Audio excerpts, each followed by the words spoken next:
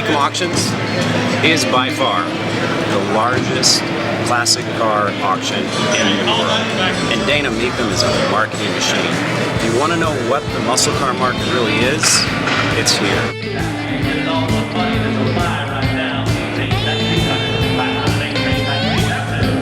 Dream Machines has been a customer of Mecum Auctions for several years now, 10, 12 years at least that Doug's been coming to our sales. First thing we tell all of our customers is do your due diligence. You do your due diligence before you bid, not after you bid. And that's what I'm saying. He's a professional buyer. So he's been on the floor dug, and then we got a rug, so now he's dug on the rug.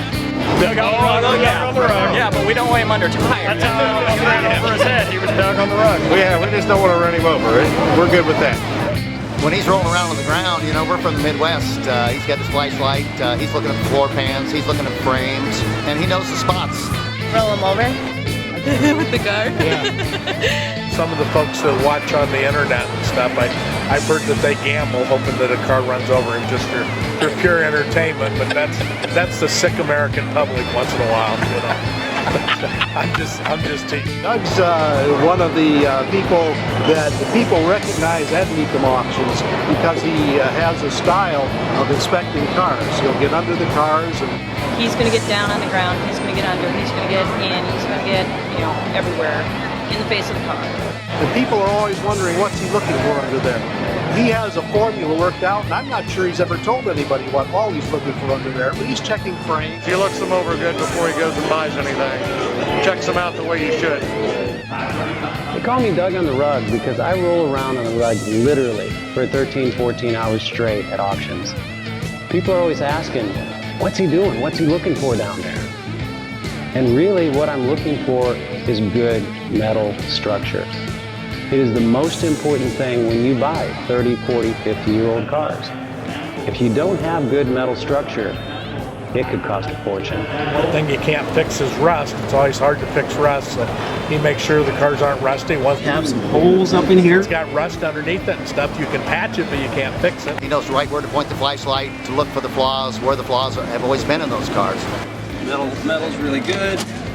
Bottom of the doors, pinch welds. That's what I really look for. A good solid pinch weld right here tells me a whole lot. That's why you get a car that needs a little motor work or paint work.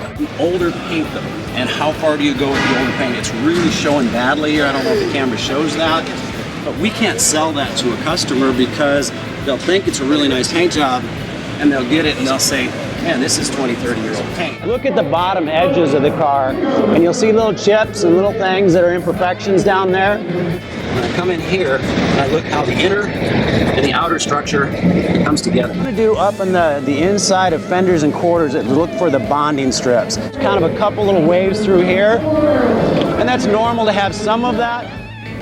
But the frame, the cross braces, really nice. The keyhole is very nice. The kick up is very nice. Make sure the windows work on these things.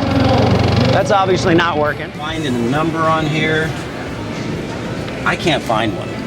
And so I have to buy this as a non-original motor unless somebody can prove different. If it's not matching numbers, you got to pay for it accordingly. You can't fix that. And if it's got rust underneath it and stuff, you can patch it, but you can't fix it. He pops up, he's got about a minute per vehicle, and you'll see him pop up again on the next run. You don't know how he gets from point A to point B so fast. He might be on the next side of the car before you even blink. 38. It's a good car. So,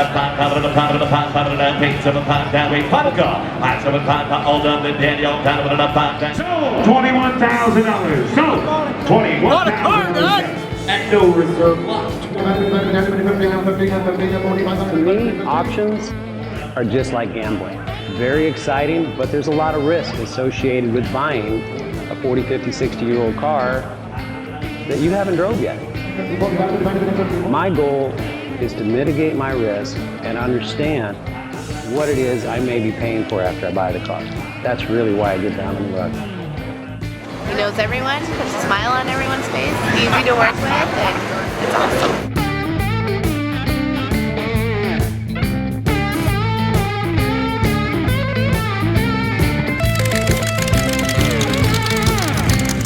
I kept seeing Doug, and finally I got to meet him and found out that he owned American Dream Machines in Des Moines, Iowa. He's a high energy guy. I mean, he absolutely flies up and down looking at these cars, one right after another, and he would crawl underneath the vehicle, he'd lay on the ground.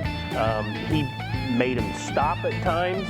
When he buys, you can bet it's probably a pretty darn good quality vehicle, where an average buyer gets excited at the auction and may buy and then regret after the fact. And after today's tour and meeting many of the people that work on the automobiles at different stages, very, very impressed with what I saw. I think it's quite an operation, and very proud that I've done business here.